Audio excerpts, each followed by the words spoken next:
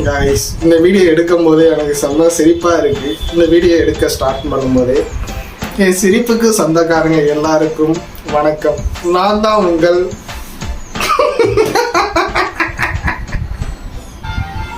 மணிமேகமாய்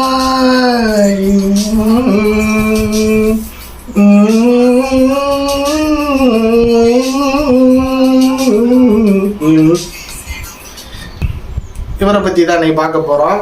ரசிகனின் ரசிகன் காய்ஸ், உங்கள் எல்லாத்துக்கும் சீரியஸான ஒரு விஷயத்த சொல்ல போகிறேன். இப்போ கொஞ்சம் இன்ட்ரெஸ்டிங்காக கேளுங்க.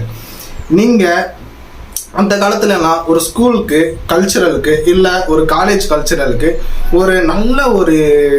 ஒரு நல்ல மனிதர்களை வந்து கெஸ்ட்டாக கூப்பிடுவாங்க.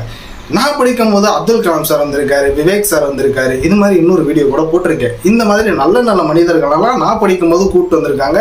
ஒரு என்டர்டெயின்மெண்ட் தேவை அப்படின்னா கூட இந்த விஜய் டிவி, ஜி தமிழ் இந்த மாதிரி டிவிகளில் கொஞ்சம் நல்லா சீனியராக கொஞ்சம் நல்லா சூப்பராக பெர்ஃபார்மன்ஸ் பண்ணுவாங்க பாருங்க, அவங்கள வந்து காலேஜுக்கு கெஸ்ட்டாக கூப்பிட்டு வருவாங்க. ஆனால் இப்போ என்னடா ஒன்றும் புரியலை, ஒன்றுமே இல்லை. சும்மா ஒரு ரீல்ஸுக்கு ஒரு பாட்டுக்கு ரீல்ஸ் பண்ணி போட்டால் அவங்க வந்து இன்ஃப்ளூயன்சர் காலேஜுக்கு வந்து கெஸ்ட்டாக கூப்பிட்டு வர்றாங்க. ப்ரொஃபஸர் ஸ்டாஃப்ஸ், உங்களுக்கு என்ன நாலேஜ் இருக்கா என்ன? இந்த மாதிரி காலேஜ் முடிச்சுட்டு போய் ரீல்ஸ் போட்டு டான்ஸ் ஆடு, இதைத்தான் உங்களோட ஸ்டூடெண்ட்ஸுக்கு நீங்கள் வந்து சொல்லிக் கொடுக்க வர்றீங்களா? என்ன நீங்கள் காலேஜ் வந்து படிக்கிறதுக்கு நடத்துறீங்களா இல்லை வேறு எதுக்கு நடத்துறீங்க? ஏதோ ஒரு நல்ல ஒரு ஃபேமஸான ஆளை கூப்பிட்டு வரணும், அவ்வளோதான். இந்த பாஸ் என்ற பாஸ்கரன்ல ஒரு இது இருக்கும், நான் என்ன சாதிச்சுட்டேன்னு எனக்கு இந்த பாராட்டு விழா. உண்மையாகவே இப்போ என்ன நானே சொல்லியிருக்கேனே, நான் வந்து இந்த வீடியோ இந்த யூடியூப்ல என்னோட பழைய வீடியோலாம் எடுப்பாங்க, மோட்டோ விளாக்லாம் பண்ணியிருப்பேன். என்னை பார்த்துட்டு அண்ணே தீரன் அண்ணே எப்படி இருக்கீங்க ஹாய்னே வாங்கின கூட செல்ஃபி எடுத்துரு. என் கூட செல்ஃபி எடுத்து என்னடா பண்ணி? நான் ஏதோ பொழுது போகாமல் 2 கோப்ரோ வச்சுக்கிட்டு வீடியோ எடுத்துட்டு பொழுதுபோக்குக்காக போட்டு தர்றேன். என்னையை பார்த்துட்டு ஓடி வந்து செல்ஃபி. நான் என்ன பண்ணிட்டேன்? இல்லை நான் என்ன பண்ணிட்டேன்னு கேட்குறேன். நான் ஒரு வீடியோ தான்டா எடுத்து போட்டேன். நான் பெரிய ஆளா? நானும் உங்களை மாதிரி ஒரு சாதாரண ஒரு மனிதன். அந்த கோபுரம் கூட இஎம்ஐல தான் வாங்கினேன். நான் என் பைக்கு இஎம்ஐல தான் ஓடிக்கிட்டு இருக்கு. ஸோ நான் ஒன்றும் பெரிய இதெல்லாம் கிடையாது. சரி, இது ஒரு பக்கம் இருக்கட்டும். இப்போ இவரை பற்றி நம்ம பேச போகிறோம்.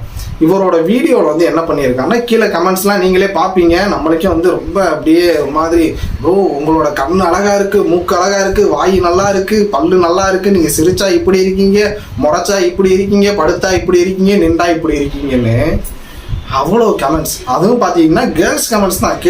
இவர் கேர்ள்ஸ் ஃபேன்ஸ் வந்து ரொம்ப அதிகம். அதே மாதிரி 1 மில்லியன் ஃபாலோவர்ஸ் வச்சுருக்காரு. அதுலேயும் கேர்ள்ஸ் தான் அதிகம்னு நினைக்கிறேன். எனக்கு வந்து சரியாக உள்ள அவர்கிட்ட கேட்டாதே தெரியும். இந்த மாதிரி கேர்ள்ஸ் தான் அதிகம். இதில் எனக்கு தெரிஞ்சு இந்த மாதிரி கமெண்ட்ஸ் பண்ணுறாங்க மோஸ்ட்லி நல்ல ஒரு மெச்சூர்டான கேர்ள்ஸ்னால் மோஸ்ட்லி இன்ஸ்டாகிராம் இந்த மாதிரி கமெண்ட் பண்ண மாட்டாங்க. இந்த மாதிரி கமெண்ட் பண்ணுறவங்களாம் எனக்கு தெரிஞ்சு புடையை தட்டி ஸ்கூலுக்கு அனுப்பி வைங்க பிள்ளைகளை. இந்த மாதிரி பிள்ளைகள்லாம் வந்து, அதாவது ஸ்கூல் படிக்கிற மெச்சூர்டு இல்லாத கேர்ள்ஸ் தான் இந்த மாதிரி கமெண்ட்ஸ்லாம் பண்ணிட்டு இருப்பாங்க. எனக்கு நல்லாவே தெரியும். ஒரு காலேஜ் படிக்கிற பொண்ணோ இல்லை வேலைக்கு போகிறவங்களோ இந்த மாதிரி ப்ரோ நீங்கள் அழகாக இருக்கீங்க, இப்படி இருக்கீங்க, அப்படி இருக்கீங்கன்னு சொல்லிட்டு வந்து இந்த மாதிரிலாம் கமெண்ட்ஸ் பண்ண மாட்டாங்க. அது மட்டும் இல்லாமல் இவர் வந்து இப்போ இடையில ஸ்கூலுக்கோ காலேஜுக்கு வந்து ஒரு ஈவெண்ட் போயிருக்காரு. அந்த ஈவெண்ட்டில் வந்து அங்கே பொண்ணுங்களாம் நிற்கிறாங்க. பொண்ணுங்களுக்கு வந்து சாப்பாடு ஊட்டி விடுறாரு.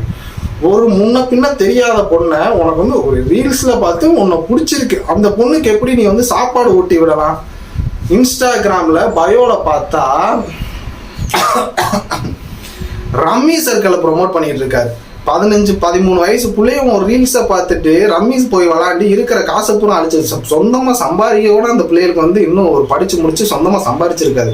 வீட்டில் காசை வாங்கிட்டு அந்த காசை வந்து ரம்மி சர்க்கிளை போட்டு ஏமாந்து போச்சுன்னா என்ன பண்ணுறது? ஸோ காய்ஸ், இதெல்லாம் பார்த்துட்டு நம்ம ரொம்ப ரொம்ப ரொம்ப ரொம்ப கேர்ஃபுல்லாக இருக்கணும். ரொம்ப கேர்ஃபுல்லாக இருக்கணும். நானும் ரொம்ப கேர்ஃபுல்லாக இருக்கணும்னு நினைக்கிறேன். ஏன்னா இன்னும் கொஞ்சம் நேரத்தில் இந்த வீடியோ நான் பப்ளிஷ் பண்ணதுக்கப்புறம் இவரோட ரசிகைகள் மன்றம்லாம், அதாவது மகளிர் மன்றம்லாம் வந்துடும் கீழே கமெண்ட்ஸ் பண்ணுறதுக்கு. உங்களுக்கு என்ன தெரியும் எங்கள் அண்ணாவை பற்றி? ஆனால் இவர் அண்ணா இந்தாம்மா தங்கச்சி ஊட்டி விடுவான் அப்படின்னு சொல்லிட்டு சொல்கிறாரு. அந்த பொண்ணுக்கு ஊட்டி விடும்போது சொல்கிறாரு. அதுக்கு அந்த பொண்ணு என்ன சொல்லுது? உங்களுக்கு அண்ணா, எனக்கு வந்து உங்களை அண்ணாவை ஏற்றுக்கிற எனக்கு மனசு இல்லை இப்படின்ற மாதிரி ஏதோ அந்த பொண்ணு பேசிச்சு. அந்த வீடியோ எனக்கு சிக்க மாட்டேங்குது. சிக்கிச்சுன்னா அவங்க போட்டுருவேன்.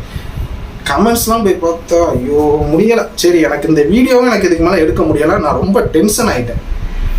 பாய்.